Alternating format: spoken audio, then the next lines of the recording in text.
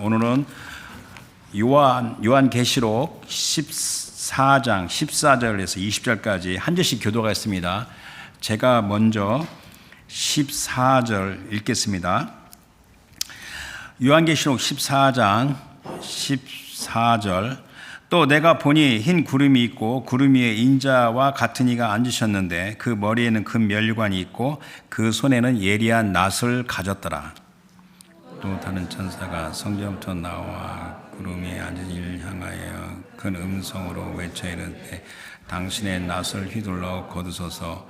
땅의 곡식이 다 익어 거둘 때가 이르렀습니다 하니 구름 위에 앉으시니가 낫을 땅에 휘두르매 땅의 곡식이 거두어지니라.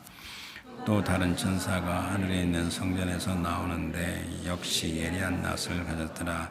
또 불을 다스리는 다른 천사가 제단으로부터 나와 예리한 낫 가진 자를 향하여 큰 음성으로 불러 이르되 내 예리한 낫을 휘둘러 땅의 포도송이를 거두라. 그 포도가 익었느니라 하더라.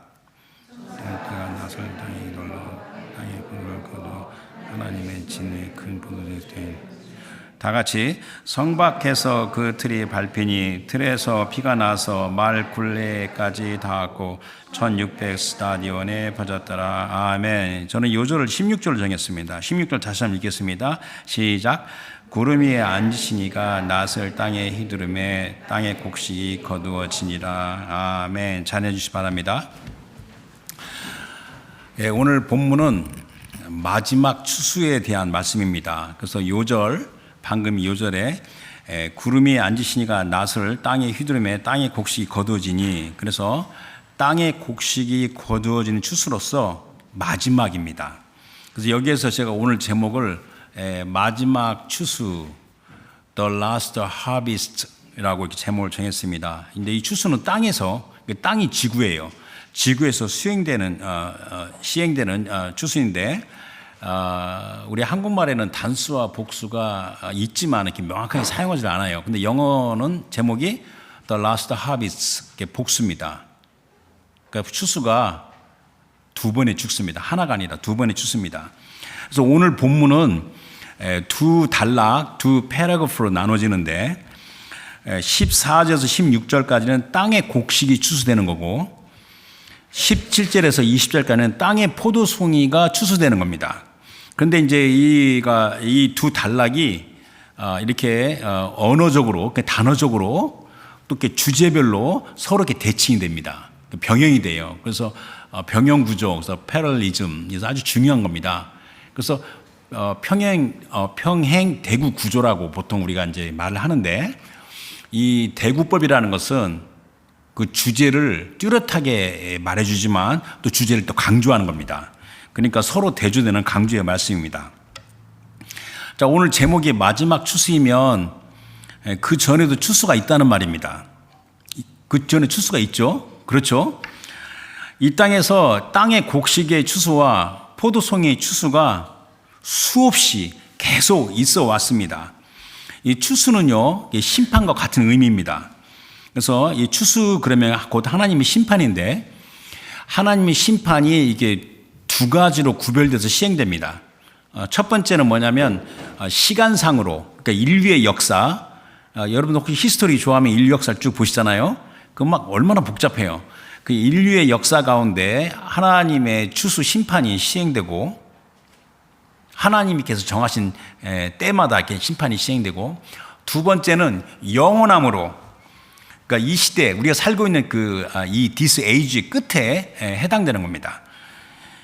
그래서 이 마지막 추수는 우리가 보통 이 시대의 끝에, 그러니까 at the end of this age, 우리가 살고 있는 이 시대 끝에 시행되는 하나님의 영원한 심판이라고 이야기합니다. 여러분, 하나님의 영원한 심판은요, 이게 굉장히 그리스도의 초보에 해당됩니다. 그러니까 영어로 말하면 elementary teachings about Christ입니다. 그리스도에 관련해서 가르친 것 중에 초보에 해당됩니다. 그래서 히브리서 6장 1절 2절에 이렇게 말씀하십니다. 그러므로 우리가 그리스도의 도의 초보를 버리고, 그리스도의 도의 초보가 뭐냐면, 첫째, 죽은 행실을 회개하는 거, 그리고 이제 하나님한테 신앙, 그리고 신앙을 가지면 이제 세례들, 그 다음에 세례들, 이게 복수입니다. 세례가 하나가 아니에요. 복수들, 세례들. 그 다음에 안수와 죽은 자의 부활과 영원한 심판에 대한 교훈의 틀을 다시 닦지 말고 완전한 데로 나아갈지라. 그러니까 하나님의 영원한 심판, 마지막 추수는 무슨 심오한 내용에다 복잡하고 어려운 게 아니라 그 자체로 아주 명백한 초보라는 겁니다. 근데 이제 시간상으로 인류의 역사에서 그 추수, 심판으로 시행되어 오는 그 하나님의 그 역사하심은 수없이 있어 왔습니다. 뭐 이거 말하려면 끝이 없죠. 대표적인 노아의 홍수잖아요. 노아의 홍수에 정말 그 배에 탄 8명이 구원을 받고 나머지 다 물로 심판받는 거잖아요. 그리고 또 추수라고 말하기에는 좀 어색하다 하지만 이스라엘이 애굽에서 나올 때, 출애굽을 때 애굽에 10가지 재앙을 내리시잖아요. 하나님께서. 그것도 추수에 해당된다고 봅니다. 근데 가장 이제 우리가 인류 역사를 말하면 가장 대표적인 게 뭐냐면 이제 성경에는 바벨론이라는 국가가 나오는데, 이 바벨론은 이게 또 그때 고대의 이제 이 패권국입니다. 근데 그 바벨론의 멸망을 선지자 통해서 예언했는데 이걸 추수로 표현됐습니다. 그래서 예레미야 51장 33절에 이렇게 말씀하셨어요. 만군의 여호와 이스라엘의 하나님께서 이와 같이 말씀하시되 딸 바벨론은 때가 이른 타작 마당과 같은지라. 그러니까 추수인데 빠른 추수라는 겁니다. 멀지 않아 수수 때가 이르리라 하시도다. 그러니까 바벨론의 멸망을 추수로 이렇게 표현한 겁니다. 그래서 하나님의 심판인 추수가 가리키는 것은 우리 거룩하신 주님께서 의인을 보존하시고 악인을 징계하신 아주 명백한 원리입니다. 이거는 성경 전체에 아주 뚜렷한 원리고 성경뿐만 아니라 우리 인류 역사에서도 우리가 명백하게 지혜 있는 사람은 알 수 있는 겁니다. 그래서 이 명백한 진리를 우리가 마음에 품고 지혜롭게 행해야 되는데 이런 자가 실로 복된 자입니다. 복 있는 자입니다. 그래서 첫 번째 보고 싶은 성경이 떠오른 것은 이사야 57장 1절 말씀입니다. 자, 이사야 57장 1절에 자, 의인이 죽을지라도 마음에 두는 자가 없고, 자, 진실한 이들이, 의인과 진실한 이들은 같은 거죠. 거두어 감. 이 거두어 간다는 그 히브리의 동사가 이건 수동태로 쓰여 있는데 이 동사가 그 능동태로 쓸 때는 이게 추수하다, 거두다 그 뜻입니다. 그러니까 진실한 일을 거두어 간다. 그 말하면 진실한 일을 이렇게 추수해 가신다. 그렇게 봐도 어색하지가 않습니다. 진실한 일이 거두어 감을 당할지라도 깨닫는 자가 없도다. 자, 의인들은 악한 자들 앞에서 불리어 가도다. 이것도 거두감과 우리 한국말은 다르지만은 원어 히브리어는 똑같은 동사입니다. 거두어 간다. 그런데 이제 개역 성경에서는 이 뒷부분을 어떻게 말했냐면 그 의인은 화액 전에 취하여 감을 입은 것을 깨닫는 자가 없도다. 그런데 이제 그 NIV 영어 성경에서는 No one understand that the righteous are taken away to be spared from evil. 그러니까 악한 것에서 너무 이 땅에 너무 하나님께서 부득불 악을 허락하실 때 이 땅이 얼마나 잔인해요. 거기서 하나님께서 의인을 보호하기 위해서 데려가신다. 그런 말을 있는 겁니다. 오늘 제가 본문을 요한계시록 14장 14절부터 택했는데 바로 위에 그 12절 13절에는 이렇게 말씀하십니다. 자, 성도들의 인내가 여기 있나니 그들은 하나님의 계명과 예수에 대한 믿음을 지키는 자니라. 또 내가 들으니 하늘에서 음성이 나서 이르되 기록하라. 지금 이후로 주 안에서 죽는 자들은, 그러니까 주님께서 거두어가는 거, 주님께서 이렇게 불러서 데려가시는 사람은 복이 또다 하심에 성령이 이르시되 그러하다. 그들이 수고를 그치고 쉬리니 이는 그들의 행한 일이 따름이라 하시더라. 저는 이 바로 요한계시록 바로 그 14장 13절 말씀을 보면서 성령이 이르시되 그렇다. 그들이 수고를 이제 쉰다 하니까 여기서 어떤 마음이 저한테 드냐면 야, 편하게 살 생각하지 마라. 안식, 세버스, 휴식은 꼭 필요해요. 우리 휴식을 해야 돼요. 휴식을 하지 않으면요, 일을 하지 못해요, 사람이. 휴식을 하되, 그러나 열심히 살아야 된다.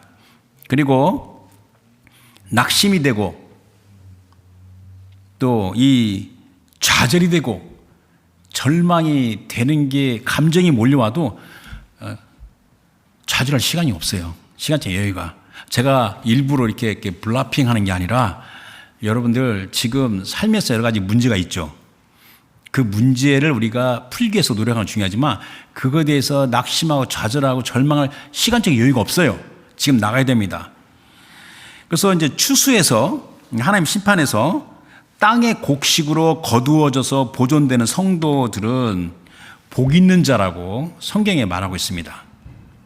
근데 오늘 본문이 요한계시록이잖아요. 근데 요한계시록은 놀랍게도 시편과 같이 복 있는 자가 주제입니다. 그래서 요한계시록의 구조가 쭉 이렇게 보게 되면 이제 22장까지 구조를 쭉 보게 되면 우리가 이해하기 어려운 게 많아요. 많았지만은 놀랍게도 복 있는 자가 핵심 주제로 요한계시록이 구성되는 걸 알 수 있습니다. 그래서 복 있는 자는 요한계시록이 7번 나옵니다. 7번은 완전한 숫자죠. 참 놀랍죠.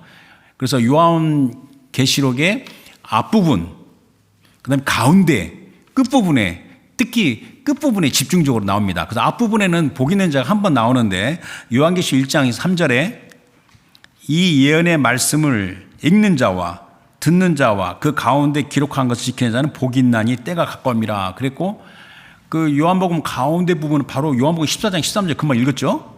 그 두 번째고, 세 번째는 바로 그 뒤에 16장 15절에 보라 내가 도둑같이 오리니 누구든지 깨어 자기 옷을 지켜 벌거벗고 다니지 아니하며 자기의 부끄러움을 보이지 아니하는 자는 복이 있도다.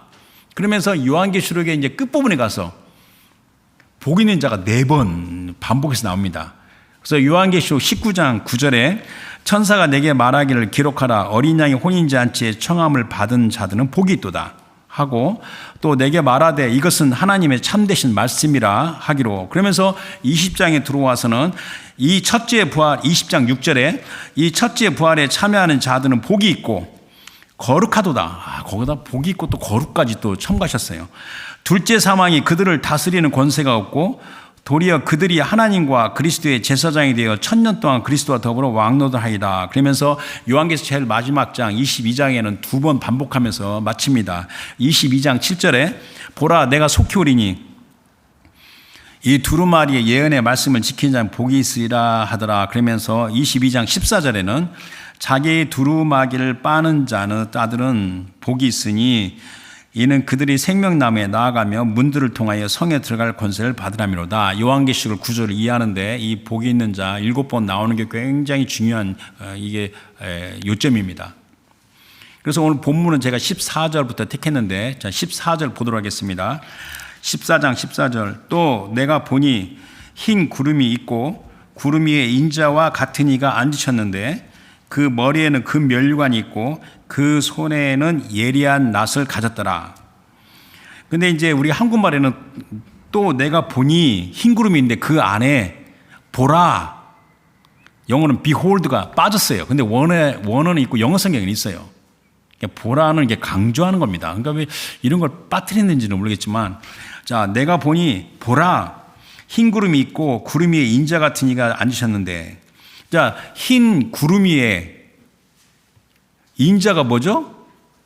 사람의 아들입니다. The Son of Man. 그 인자 같은 이가 누구인가? 뭐 여기에 대해서 여러 가지 말 수 있지만 성경에는 명백히 가리키고 있습니다. 여러 가지 케이스가 있는데 그중에 하나가 선지자 다니엘이 본 환상과 연결됩니다. 다니엘서 7장 13절 14절에 내가 또 밤 환상 중에 보니 인자 같은 이가 하늘 구름을 타고 옛적부터 항상 계신 이에게 나아가 그 앞으로 인도되매 그에게 권세와 영광과 나라를 주고 모든 백성과 나라들과 다른 언어들을 말하는 모든 자들이 그를 섬기게 하였으니 그의 권세는 소멸되지 아니하는 영원한 권세요 그의 나라는 멸망하지 아니할 것이라. 그래서 여기에서 인자 같은 이는 메시아입니다. 히브리 말은 메시아고 헬라어는 그리스도. 그러니까 누구죠? 메시아 그리스도? 곧 주 예수 그리스도이십니다. 그래서 그 머리에는 금 면류관이 있고 그 손에는 예리한 낫을 가졌더라. 근데 금 면류관이라는 것은 그때 통치 왕권을 가리키는 겁니다. 그 다음에 손에 있는 예리한 낫, 시클. 이 시클은 낫이 굉장히 예리하잖아요. 그러니까 추수를 하되 철저하고 완벽하고 확실하게 추수를 한다는 겁니다. 그래서 이게 낫과 추수에 대해서는 성경이 여러 번 나와요. 그 중에 하나가 마가복음 4장 28절 29절에 땅이 열매를 맺는데 어떻게 맺냐면 첫 번째는 싹이요, 둘째는 그 싹에서 이삭이요, 그 다음에는 이삭에 충실한 곡식이라. 그러면서 열매가 익으면 곧 낫을 대나니 이는 추수 때가 이렇습니다. 그래서 낫은 추수와 이 관계되는 겁니다. 또 제가 아까 앞서 언급한 대로 오늘 택한 이 본문 있죠. 요한복음 14장 14절에서 20절까지는 이게 평행 대구 구조로서 그 앞에 있는 문단과 뒤에 있는 문단이 언어적으로 주제적으로 이렇게 대칭이 됩니다. 그래서 오늘 그 14절에 나와 있는 구름 위에 인자 같은 이가 앉으셨는데 그것은 바로 그 뒤에 그 17절에 또 다른 천사가 하늘에 있는 성전에서 나오는데 하고 대칭이 됩니다. 또 그 손에는 예리한 낫을 가졌더라. 이것은 바로 그 17절 뒤에도 역시 낫을 가졌더라 그랬습니다. 근데 여기서 중요한 차이점이 있습니다. 땅의 곡식을 추수하는 주체는 인자와 같으니 곧 주 예수 그리스도이십니다.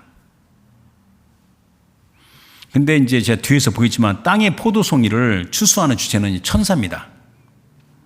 자, 15절 보도록 하겠습니다. 15절. 또 다른 천사가 성전부터 나와 구름 위에 앉은 이 인자죠 향하여 큰 음성으로 외치되 이르되 당신의 낫을 휘둘러 거두소서. 땅의 곡식이 다 익어 거둘 때가 이르렀음이라 하니. 근데 15절에도 또 다른 천사가 성전으로 나와서 큰 음성을 외쳐 부르죠. 이르되, 여기 바로 18절에 뒤에 보게 되면 또 불을 다스린 천사가 제단으로부터 나와 예리한 낫 가진 자, 이건 천사죠, 향하여 큰 음성을 불러 이르되 이렇게 대칭이 되는 겁니다. 또 15절에 당신의 낫을 휘둘러 거두소서 땅의 곡식이 다 익어 거둘 때가 이르렀습니다. 이거 18절에 내 예리한 낫을 휘둘러 땅의 포도송이를 거두라. 그 포도가 익었느니라 하고 이렇게 대칭이 되는 겁니다. 땅에 있는 곡식이 성숙됐어요. 그리고 땅에 있는 포도송이가 만개, 만연했어요. 그런데 이게 이제 도대체 번역이 안 되는 건 부분인데, 이 원어에서 땅의 곡식이 익었다는 단어는 포도송이가 익었다는 단어하고 달라요. 서로 다른 단어입니다. 땅의 곡식이 익었다는 단어는 이게 dry out이기 때문에 이제 지금 거두지 않으면 곡식이 상한다는 겁니다. 다시 말하면 땅의 곡식은 더 이상 방치할 수 없는 상황이라는 겁니다.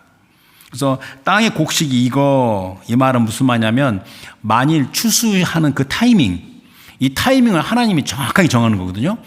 만약에 추수하는 그 타이밍을 놓치면, 방치하면 곡식의 수확을 잃어버릴 수 있는 것을 암시하는 겁니다. 그러나 18절에 그 포도가 익었느니라라는 단어는 글자 그대로 그냥 포도가 막 무성하게 아름답게 절정에 달았다, 그런 다른 뜻입니다. 우리 한국말은 똑같이 이건데, 그러나 이 헬라어 단어는 다릅니다. 이게 이제 번역이 안 되는 부분입니다. 그래서 곡식과 포도송이의 이 마지막 추수는 정한 때, 그 정한 때가 뭐죠? 주의 날, the day of the Lord. 주의 날에 임하는 하나님의 심판에 대한 은유적 표현입니다. 그래서 곡식의 추수, 포도송이 추수는 이게 은유적인 표현입니다. 그래서 이제 구약의 선지자서 하나 보겠는데, 요엘서 3장 12절 14절입니다. 자, 민족들은 일어나서 여호사밧 골짜기로 올라올지다. 여호사밧 골짜기에 대한 논란이 있지만 뭐 여러 가지 말할 수 있지만 그거는 안 하고 넘어갑니다. 내가 거기에 앉아서 사면의 민족들을 다 심판하리로다. 너희는 낫을 쓰라. 이게 똑같이 낫이죠. 곡식이 익었도다. 곡식이 익으니까 낫을 추수하는 거죠. 와서 밟을지어다. 포도주 틀이 가득 차고 포도주 독이 넘치니 그들의 악이 크미로다. 사람이 많으며 심판의 골짜기, 여호사밧 골짜기죠. 심판의 골짜기에 사람이 많으며 심판의 골짜기에 여호와 날이 가까움이로다. 그래서 요엘서는 그렇게 예언을 했는데 오늘 제가 본문이 14절 택했지만 요한계시 16장 14절과 16절은 이게 마지막 대접 7대 중에서 6번째 대접을 쏟을 때인데 이런 말이 있습니다. 그들은 귀신이 아니라 이적을 행하여 온 천하 왕들에게 가서 하나님 곧 전능하신 이의 큰 날에 있을 전쟁을 위해 그들을 모으더라. 그러면서 요한계시 16장 16절에 새 영이 히브리어로 아마겟돈이라 하는 곳으로 왕들을 모으더라. 그래서 마지막 때 큰 세계 대전이 일어나는 그것을 아마겟돈 전쟁이라고 말하는데 이것과 연결되지 않을까 생각하는데 이건 사람이 생각할 수 있는 거기까지만 생각이 할 수 있습니다. 그래서 세상의 악이 포도송이로 비유되는데 여기서 놀라운 점이 있습니다. 이것을 우리가 마음에 새겨야 되는데 세상에 악이 번성하고 불법과 폭력이 만연할수록 그 가운데 땅의 곡식 의인들은 고통 가운데 있어요. 그러나 그 고통 가운데 땅의 곡식이 성숙된다는 겁니다. 제가 세상에 있는 악과 불법을 제가 합리화하는 게 아니라 하나님의 섭리거든요. 땅의 곡식인 진실한 자들, 의인들, 주의 백성이 믿음으로 살아가면서 이 땅에 횡행하는 악과 불법과 폭력에 마음이 상하고 또 고통을 당하는데 물론 하나님께서 우리가 감당하지 않는 시험은 허락하지 않으십니다. 그 가운데 땅의 곡식이 익어간다는 겁니다. 성숙돼 가는 겁니다. 그런데 더 놔두면 땅의 곡식이 망가져요. 그건 누구만이냐면 우리 주님만이 아신다는 겁니다. 주님이 즉시 나설 된다는 겁니다. 그래서 데려가신다는 겁니다. 그래서 이제 요한복음 16장 33절은 예수님께서 마지막 다락강강의 제일 마지막 말씀인데 이것을 너에게 이르는 것은 너희로 내 안에 평안을 누리게 하느니라. 세상에서는 너희가 환난을 당하나. 근데 NIV 성경은 in the world you have trouble 그랬는데 이 트러블이 아니에요. 이게 tribulation, 환난입니다. thlesis라는 이 헬라어 단어는 환난을 가리키는 겁니다. 그래서 당하나 담대하라. 내가 세상을 이겼노라. 그러니까 여러분들 세상의 악과 죄로 인한 환난, 세상에 너희가 환난을 당한다고 그랬죠. 그 환난은 하나님 주신 게 아니에요. 사람들이 너무나 착각을 해요. 내가 어려움을 당하고 환난을 당하면 하나님 왜 나한테 환난 당하십니까? 그렇게 말하는데 그것은 무식한 겁니다. 하나님께서 저렇게 세상의 환난을 우리에게 성도에게 주시지 않습니다. 성도에게 임하는 환난은 세상의 악과 죄의 권세에서 임하는 겁니다. 그런데 이 세상에 대한 하나님의 진노하심, 오우, 이것은 또 세상의 오우가 하나님의 진노하심이 임하잖아요. 그러니까 우리는 세상의 환난과 하나님의 진노하심을 잘 구분해야 돼요. 그래서 이해해야 되는 겁니다. 이 시대의 마지막에는 하나님의 진노하심에서 대심판이 있을 겁니다. 자, 이 하나님의 대심판은 좋은 열매를 맺는 의인들과 나쁜 열매를 맺는 악인들이 뚜렷하게 구분되고 영원히 분리되는 겁니다. 그래서 마태복음의 두 군데를 말씀을 보고 싶은데 마태복음 3장 10절 12절은 세례 요한이 앞서 말하는 건데 이미 도끼가 나무 뿌리에 놓였으니 좋은 열매를 맺지 아니하는 나무마다 찍혀 불에 던져지리라. 나는 너희로 회개하게 하기 위하여 물로 세례를 베풀거니와 내 뒤에 오신 이는 나보다 능력이 많으시니 나는 그의 신을 들기도 감당하지 못하겠노라. 그는 성령과 불로 너에게 세례를 베푸실 것이요. 자, 12절에 손에 키를 들고 자기의 타작 마당을 정하사 추수죠. 알곡은 모아 곡간에 들이고 쭉정이는 꺼지지 않는 불에 태우시리라. 그러면서 마태복음 13장은 천국장인데 거기에 40절과 42절에 자, 이 곡식과 가라지 비우는데 그냥 40절부터 읽겠습니다. 자, 그런즉 가라지를 거두어 불에 사른 것 같이 세상 끝인데 세상이 아니라 이건 에이지입니다. 아이온, 에이지. 이 시대 끝에는 이 시 끝에도 그러하리라. 인자가 그 천사들을 보내리니 아까 말했죠. 포도송이 그 추수의 주체는 천사들입니다. 땅의 곡식이 추수하는 주체는요, 주 예수 그리스도이시고, 인자가 그 천사들을 보내느니 그들이 그 나라에서 모든 넘어지게 하는 것과 또 불법을 행하는 자를 거두어 풀무불에 던져 넣으니 거기서 울며 이를 갈게 되리라. 자, 오늘 요절 16절 보겠습니다. 자, 구름 위에 앉으시니가 낫을 땅에 휘두르매 땅의 곡식이 거두지라. 자, 낫을 땅에 휘두르매, 이것도 이제 그 단어의 그 묵상인데, 이 단어는 이게 한번 이렇게 낫을 휘둘 때 탁탁탁 계속 휘두르는 게 아니라 샥 한번 휘두르는 걸 가리킨 겁니다. 이게 부정 과잉일 때 한 번의 행위입니다. 연속적인 행위가 아니라. 그러니까 때가 되어 지체 없이 추수가 시작되면 그 즉시로 땅의 곡식이 거둬진다는 겁니다. 그래서 이게 거둬지는 것을 이렇게 즉시 순간적인 일어나는 것을 암시하는 단어입니다. 자, 의인들, 하나님의 백성이 거둬집니다. 이것도 거둬진 것도, 이것도 딱 한 번에 거둬주는 행위. 그래서 여기서 중요한 게 뭐냐면, 만약 여러분과 제가 땅의 곡식이라면, 땅의 곡식이죠, 물론. 땅의 곡식이라면 나의 영원한 운명이 주님의 손에 있다는 것을 알아야 됩니다. 믿어야 됩니다. 그래서 낫을 땅에 휘두르매 땅의 곡식이 거둬지니라, 요 말씀은 그 바로 뒤에 19절에 낫을 땅에 휘둘러 땅의 포도 거두어, 이게 대칭, 대구되는 겁니다. 자, 이제 17절과 18절 두 절을 한꺼번에 보겠습니다. 17절에 자, 또 다른 천사가 하늘에 있는 성전에서 나오는데 역시 예리한 낫을 가졌더라. 또 불을 다스리는 다른 천사가 제단으로부터 나와 예리한 낫 가진 자를 향하여 큰 음성으로 불러 이르되 내 예리한 낫을 휘둘러 땅의 포도송이를 거두라. 그 포도가 익었느니라 하더라. 저는 17과 18절 보면서 그 예리한 낫을 가진 천사와 불을 다스리는 다른 천사가 이 둘 사이에 어떤 관계인가, 그게 좀 궁금했어요. 그래서 막 찾고 싶은데 아무래도 팀워크를 이루는 천사들인 것 같아요. 그러면 거기까지만 잘 말할 수 있을 것 같아요. 근데 이 17절 18절에는 세상의 악과 악인들을 거두어 멸절하는 하나님의 종말론적 심판으로서 포도송이의 추수입니다. 자, 불을 다스리는 다른 천사가 나왔죠. 자, 이 불을 다스리는 천사가 누구인가? 이게 궁금하지 않아요? 근데 이건 좀 알 수가 없지만 그냥 여러 이렇게 자료 문헌을 보면서 우리가 알 수 있는 것은 주 하나님을 대적하는 원수들을 징벌하는 하나님의 대리자 천사들입니다. 그러니까 이 천사는 굉장히 특이한 능력을 갖고 있겠죠. 맹렬한 화염으로 대적 원수를 징벌하는 하나님의 종말의 심판에 굉장히 그 주역을 하는 천사들입니다. 그런데 이제 오늘 이 요한복음 14장 본문의 위치가 하나님의 진노의 7 대접 바로 그 전이에요.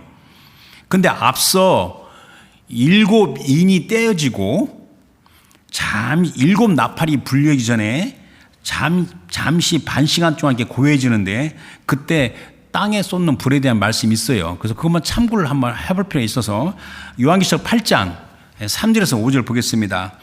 또 다른 천사가 와서 제단 곁에 서서 금 향로를 가지고 많은 향을 받았으니 이는 모든 성도의 기도와 합하여 보좌 앞 금제단에 드리고자 함이라. 향연이 성도의 기도와 함께 천사의 손으로부터 하나님 앞으로 올라가는지라. 천사가 향로를 가지고 제단 불을 담아다가, 그러니까 이게 불을 다스리는 천사가 이 천사가 아닌가 이렇게 생각하면서 나눈 겁니다. 불을 담아다가 땅에 쏟음에 우레와 음성과 번개와 지진이 나더라. 그러니까 이 불을 다스리는 천사와 예리한 낫을 가진 천사는 같은 팀으로서 계속 지금 요한계시록이 이렇게 전개되고 있다는 겁니다. 그래서 땅에 포도송이를 거두라. 그 포도가 익었느니라. 이것은 세상에는 악과 악인들의 행위가 가득 차서 그러니까 절정, 만개, 만연돼서 이제 거둬야 된다는 뜻입니다. 이 말씀을 묵상하면서 우리가 반드시 마음에 새길 것은 살아계시고 거룩하시고 주 하나님은 이 땅의 지구상에 있는 악과 악인들, 그 악의 그 주체들을 면밀하게 보고 계십니다. 보고 계십니다. 그래서 우리가 절대로 실망하고 낭망하고 좌절하지 않을 것은 우리 주님께서 보고 계십니다. 내 삶을 도둑질하고 죽이고 멸망시키고 또 내 사랑하는 사람, 가족이죠. 내 남편, 내 아내, 내 자녀들, 내 친구들을 도둑질하고 죽여 멸망시키는 그 원수, 대적, 악한 행위. 그러나 우리는 미련해서 알지 못하고 방황하고 낙심하고 좌절하지만 우리 주 하나님께서는 면밀히 보고 계신다는 겁니다. 이것은 반드시 하나님 말씀이 가르쳐 주는 거고 우리가 낙심하지 않고 계속 힘들더라도 기도를 해야 되는 이유가 바로 거기에 있는 겁니다. 그래서 이 땅에 악이 가득 차면 하나님께서 거두시는 원리는 성경에 많이 나와 있어요. 그래서 창세기 16장 16절 하나 보게 되면 이제 그 하나님께서 아브라함을 부르시고 아브라함의 자손이 애굽에 갔다가 애굽에서 다시 돌아오는 것을 미리 말씀하신 건데 그 16장 16절 창세기에 내 자손은 4대 만에 이 땅으로 돌아오리니 이는 아모리 족속의 죄악이 아직 가득 차지 아니함이라 하시더라. 그러니까 여러분들 주변에 자기자 포함해서 내가 이렇게 기도하고 믿음을 살려고 노력하는데 이렇게 힘들게 어렵게 나를 공격하고 내 사랑하는 사람들, 내 일을 공격하는 것이 막 절정에 다다를 때 더 기도해야 됩니다. 하나님께서 어느 순간 차면 내버려두지 않는다는 겁니다. 포도송이 추수는 하나님의 종말론적 그 진노 심판의 은유입니다. 그래서 이제 19절, 20절 또 주절 말씀 좀 보고 마무리하겠습니다. 자, 19절.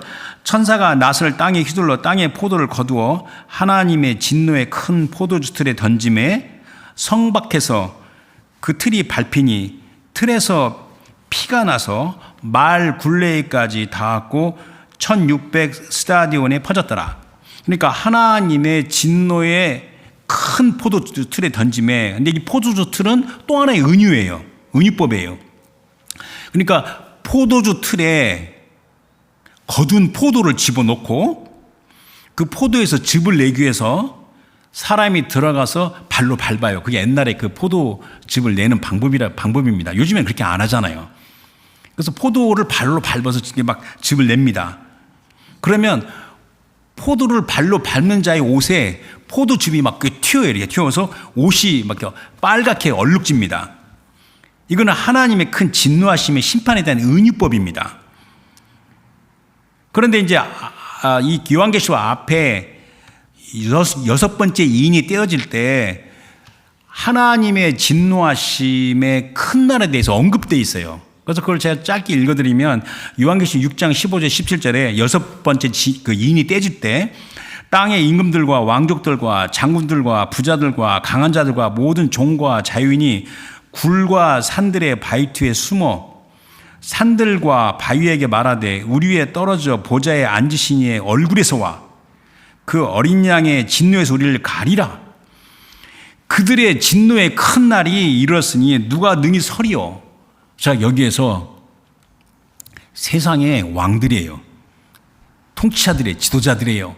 잘 먹고 잘 사는 사람들이에요. 떵떵거리는 사람들이 야, 하나님 보좌에 앉으신 이와 그 어린 양의 진노의 큰 날이 이르렀다. 누가 능히 서리오 할 때 다음 말씀은 누가 하나님 앞에 능히 서리오를 한번 하면 어떨까 그런 생각이 들었습니다. 이 부분이 궁금해서. 성경은 자꾸 우리가 연구하면 하나님께서 지혜를 주시잖아요. 누가 능히 서리오 하더라. 자, 이것은 대적 원수들의 피로 말미암아 그 옷이 막 얼룩졌어요. 그 전사가. 그 전사의 모습으로 이것은요 성경에 미리 앞에 선지자를 통해서 여러 번 예언돼 있어요. 그래서 대표적으로 이사야 63장 1절에서 3절 6절까지 한번 6절만 보도록 하겠습니다. 자, 이사야 63장 1절에 에돔에서 오는 이는 누구며 왜 에돔이 왜 나왔는지 궁금하죠. 붉은 옷을 입고 보스라, 이 보스라는 에돔의 도시예요. 근데 이 보스라가 그 히브리 단어로 포도 추수입니다. 그 뜻이 The Grape Harvest입니다. 그러니까 하나님께서 그걸 사용하신 것 같아요. 자, 보스라에서 오는 이가 누구냐? 그의 화려한 의복, 큰 능력으로 걷는 이가 누구냐? 그는 나이니 하나님을 가리키는 거죠. 여호와 하나님을 가리키는 거죠. 그는 나이니 공의를 말하는 이요 구원하는 능력을 가지니라. 오직 하나님 한 분밖에 구원하는 능력을 가진 분이 없습니다. 그래서 2절에 어찌하여 내 의복이 붉으며 내 옷이 포도주 틀을 밟는 자 같으냐. 3절에 만민 가운데 나와 함께한 자가 없이 내가 홀로 포도주 틀을 밟았는데 내가 노함으로 말미암아 무리를 밟았고 분함으로 말미암아 짓밟음으로 그들의 선열이 내 옷에 튀어 내 의복을 다 더럽혔으니 옷을 붉게 만들었다는 겁니다. 그래서 6절 하나만 보게 되면 내가 노함으로 말미암아, 그러니까 보좌에 앉으신 이와 어린 양의 진노하심이, 우리가 우습게 얘기하면 안 된다는 겁니다. 내가 노함으로 말미암아 만민을 밟았으며 내가 분함으로 말미암아 그들을 취하게 하고 그들의 선열이 땅에 쏟아지게 하였느니라. 그러니까 주 예수 그리스도의 진노하심을 누가 감당하며 그 앞에 서리요? 이게 이제 궁금해진다는 겁니다. 그러면서 요한계시록 끝부분에 19장 14절 16절에 이런 말씀이 있습니다. 하늘에 있는 군대들이 희고 깨끗한 세마포 옷을 입고 백마를 타고 그를 따르더라. 그의 입에서 예리한 검이 나오니 그것으로 만국을 치겠고 친히 그들을 철장으로 다스리며 또 친히 하나님 곧 전능하신 이의 어떤 진노입니까? 맹렬한 진노입니다. 맹렬한 진노의 포도주 틀을 밟겠고 그 옷과 그 다리에 이름을 쓴 것이 있으니 만왕의 왕이요 만주의 주라 했더라. 그런데 이제 하나 더 설명할 것은 그 20절에 피가 나서 말 굴레까지 닿았고 1600 스타디온에 퍼졌더라 하는데 이 말 굴레라는 건 뭐냐면 말 머리에 쓰여 있는 이 곱비 있죠, 곱비를 포함한 말 굴레니까 말 머리예요. 그래서 보통 학자들은 땅에서 말 머리까지 높이를 1.5m 정도로 봅니다. 뭐 말이 큰 건 더 키가 크겠죠. 그러니까 말 머리에 닿을 정도로, 그러니까 깊이가 1.5m 저는 정도 많은 피가 이렇게 범람하는 장면을 연상시키는데, 여기서 1600 스타디온인데, 스타디온은 우리가 그 문헌에 보게 되면 한 스타디온이 약 185m라고 그래요. 그래서 1600 스타디온은 약 300km 거리입니다. 그래서 NIV 성경이나 다른 건 다 그냥 스타디온이라고 이야기했는데, 어메리칸 스탠다드나 리바이스 스탠다드 버전에서는 200마일, 200마일로 이렇게 했습니다. 뭐 360마일이나 300마일이나 뭐 얼추 이 숫자는 상징적이라고 볼 수 있잖아요. 그죠? 그렇지만 그만큼 넓은 지역에 깊이가 1.5m 되는 큰 범람한 강물처럼 그 대적 원수의 피가 있을 거라고 말한 겁니다. 이것은 하나님이 얼마큼 진노하셨는지. 현대 교회가 놓치는 게 뭐냐면 하나님은 사랑이십니다. 하나님 우리를 사랑하시는 아들까지 주셨는데요. 지옥이 있겠어요? 하나님이 사랑인데 지옥을 만드셨겠어요? 이게 요즘에 그 가르치는 겁니다, 교회에서. 그리고 뭐 이렇게 살다가 죽으면 뭐 하나님께서 심판하셔서 지옥 가면 뭐 가지요. 너무 쉽게 말해요. 그 사람들이 얼마나 그게 우매무지한지, 얼마나 무섭고 얼마나 정말 견딜 수가 없는 어마어마한 그 하나님의 진노하심인데 그걸 너무나 간과합니다. 우리 하나님은 사랑과 은혜가 풍성하시고 선하시고 신실하신 하나님이고 끝까지 오래 참으시지만 동시에 우리 하나님의 진노하심은 간과해서는 안 된다는 겁니다. 그래서 이 숫자는 이 1600 스타디온은 상징적이라도 그만큼 우리 주 하나님의 종말론적인 진노하심이 맹렬한 걸 가리킨 겁니다. 제가 오늘 말씀 다 했어요. 그런데 딱 여기서 끝나면 안 되죠. 자, 이 마지막 추수에 대한 말씀을 보고 우리에게 주는 교훈이 무엇인가? 첫 번째, 하나님 어린 양 주 예수 그리스도는 우리의 구주이십니다. 세이버입니다. 그러나 동시에 심판주, 저치, 전능자이십니다. 그러니까 금방도 말했지만 우리 주님의 사랑과 은혜를 알아야 되고 거하는 것도 중요하지만 또 우리 주님의 진노하심도 생각하라는 겁니다. 주님의 진노하심을 마음에 새겨라. 굉장히 성격이 인내심이 많아서 오래 참고 견디며 끝까지 견디는 사람이 한번 화를 내면 어마어마하게 무서운 것도 우리 인간 만사에 일어나는 일인데, 우리 하나님께서 오래 참고 기다리시는데 그 진노하심이 맹렬하게, 얼마나 맹렬한지는 이 말씀을 통해서 가르쳐주고 있잖아요. 그래서 첫 번째는 주 예수 그리스도는 구주이시지만 동시에 심판주이신 전능자시다. 자, 두 번째는 구세주, 구주이신 우리 주님은 땅의 곡식인 성도들의 모든 상태와 상황을 민감하고 철저하게 돌보고 계신다. 이것은 꼭 기억하라는 겁니다. 내가 땅의 곡식이면 하나님께서 내가 좌절하고 낭망하고 실망하고 그럴 걸, 그걸 너무나도 다 보고 계신다는 겁니다. 저 여기서 제가 설교 준비할 때 이 부분에 묵상할 때 제가 한참 머물렀어요. 내가 왜 이렇게 주변 환경을 보면서 낙담하는 경우가 이렇게 많은지, 이렇게 그걸 회개하면서 그냥 계속 나아가야 됩니다. 그래서 좌절하고 절망할 시간적 여유가 없어요. 땅의 곡식으로. 세 번째, 우리 주님은 또 심판주잖아요. 심판주는 땅에서 포도송이를 거두어서 완전히 그 포도주 집에서 그 하는 걸 보면, 그러니까 심판주 주님을 아는 성도들은 늘 매사에 의연한 정신, 그 지난주에 설교가 The Undaunted Spirit을 이야기했잖아요. 의연한 정신을 관한다. 그래서 지난주 설교에서 이어지는 겁니다. 오늘 메시지가. 그래서 지난주 메시지가 뭐였죠? 의연한 정신이라는 것은 이 불법과 폭력과 악이 막 범람하는 이 광야 같은 이 세상에서 구주이자 심판주이신 주 예수 그리스도를 전적으로 신뢰하며 잠잠히 기다리는 믿음의 인내, 그 견딤을 제가 지난주에 의연한 정신이라고 이야기했잖아요.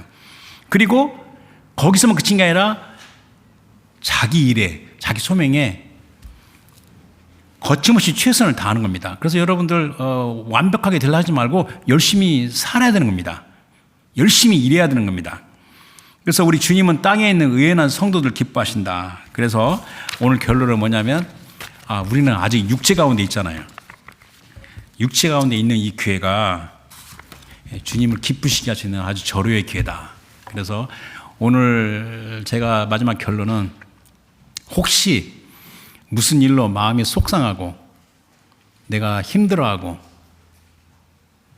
또 뭐 앞으로 일 생각하면 뭐 여러 가지 복잡한 심령이 있잖아요. 그렇게 하세요. 그냥 고민하세요. 고민하는데 동시에 의연한 정신으로 거침없이 나가는 거 멈춰서는 안 된다는 겁니다. 그래서 우리 마지막 추수에 대한 말씀을 보면서 우리가 충성으로 하나님 사랑함으로 전심으로 나아갑시다. 주신 말씀 생각해서 기도하겠습니다. 오늘은 이 요한계시록 14장 14절에서 20절 말씀은 마지막 추수, The Great Harvest에 대한 말씀인데, 이 말씀은 그냥 툭 튀어나온 게 아니라 성경 전체에서 맥락이 쭉 이어지는 겁니다. 하나님의 틀림 없고 확실한 마지막 하나님의 그 추수 심판을 생각하면서 하나님 아버지, 오늘 주신 말씀을 전심으로 받으며 굳세고 의연하게 살아갑니다. 성령과 능력으로 충만케 해주세요. 다 같이 기도하겠습니다.